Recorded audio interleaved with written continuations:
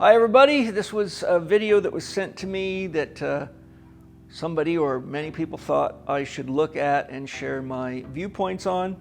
So here I am in service to you to share my viewpoints. Hopefully they're useful to you. Calories will determine your weight, and weight doesn't mean fat, right? Right. Calories will determine your weight. Macronutrients will determine how you look.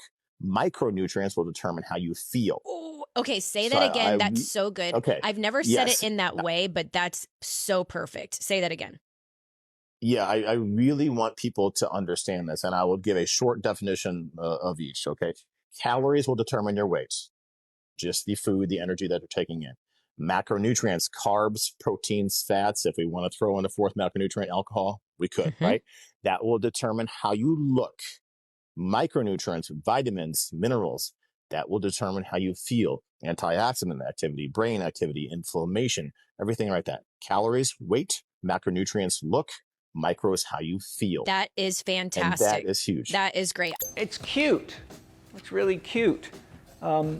It's quite a common way of relating to nutrition for people that graduated from degree programs in nutrition in universities, none of which I've seen ever teach anything about the soil, and you cannot understand nutrition at all if you don't understand the physiology, the mechanics, and the life of the soil, because it's the basis of all plant life and all the food we eat. No soil, no food. Carnivores eat the plants and the animals that eat the plants, and so if you don't understand the soil and the mechanisms there, then you won't understand, and you end up with this kind of nicely little package, just like you go to the vitamin store and find nice little packages of B this and B that and D and all these things that look so fantastic. But I would love to share some alternative viewpoints to the points being made here. I wrote some notes down just to make sure I didn't forget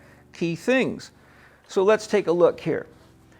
He's talking about calories, micros, macros. Calories, just so you know, are a measure of energy. They are not a measure of nutrition. So when you make a statement like calories determine weight, if you look at the definition of a calorie, it's based on how much energy you raise a certain volume of water in a burn calorimeter, which is purely thermal energy, but it has nothing to do with nutrition. And if you bring energy in without nutrition, you will ultimately lead to problems in your body.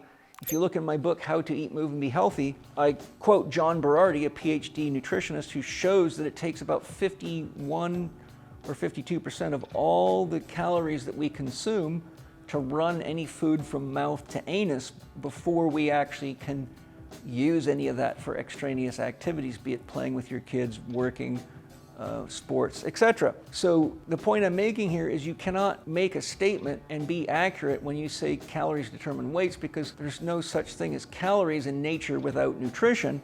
And without nutrition, you don't have the building blocks to repair your body and run your physiology.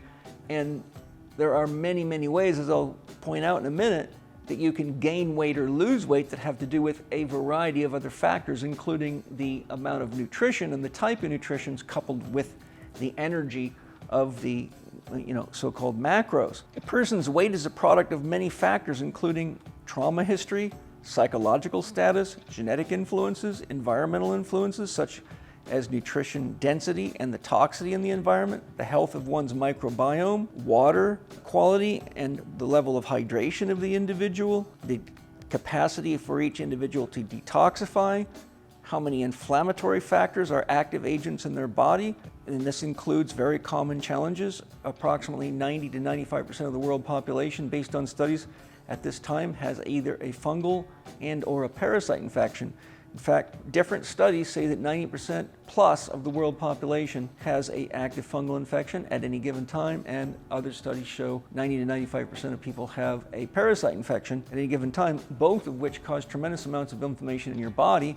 Inflammation causes you to store water and to hold calories or hold energy to build fat, because your body is producing so much glucocorticoids, so much cortisol, that you go into a fight-flight response and your body thinks it's got to store water and energy and resources for a war or a famine. So we have to consider these things. Weight is not nearly that simple as what I'm saying. Macronutrients alone will not determine how you look. Macronutrients never function in the body alone. If they are real food, it always comes with micronutrients contained within them. So it's important to realize that food just isn't just energy or even nutrition. Food is information, food is frequency, and food is energy. So all of these factors combine to determine the health of the individual. We've got such a physicalist, materialist view of nutrition that we forget about the many varieties of energy and even subtle energy. And for example, the fact that water can carry a tremendous amount of information and a massive amount of information in it. And if you think of how homeopathy works, I'll give you an example. When you drink water from a ground source like a well, you're getting a homeopathic dose of all the potential pathogens in that region, which allows your body, your immune system, to develop antibodies against it. So if you're not drinking water from your natural environment, you're actually not giving your body the information it needs to protect you from that environment or threats in the environment. So these are very, very important factors. In other words, food is not just calories and it's not just nutrition, it's energy, information, and frequency. And that is a huge component on whether or not you're happy or healthy or whole or fat or skinny or sick. Macronutrients alone will not determine how you feel. If that were true, you could eat nothing but micronutrients and you would feel good all the time, but that's just simply not the case. If you don't believe me, give it a try. I've seen plenty of people try and they end up being sick people. The other thing is we have to remember that when it comes to micronutrients, most people are eating these in the form of isolates. So, you go to the store and you say, oh, I've got night blindness, so I'm going to eat some B6, or I've got carpal tunnel, so I need some B6, or I've got this dysfunction, so I need that, or I'm not getting enough sun, so I need vitamin D. But in reality, Royal Lee, the founder of Standard Process Laboratories, a pioneer of nutrition, an inventor, and a dentist, and a genius like Weston A. Price, showed through his research that there's no such thing as an isolate vitamin in nature. All vitamins in nature come in vitamin complexes.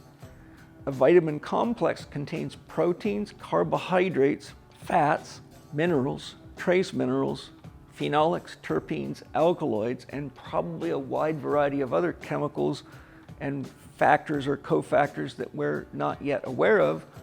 And to make a key point about how he is referring to as micronutrition, which would classify as vitamins and trace minerals and things like that, Royal Lee asked the question, which part of a watch tells time? Well, the whole thing. I mean, some might say, well, the screen on the watch, the lens on the watch doesn't tell time, but if you don't have a lens, then the hands are destroyed in no time.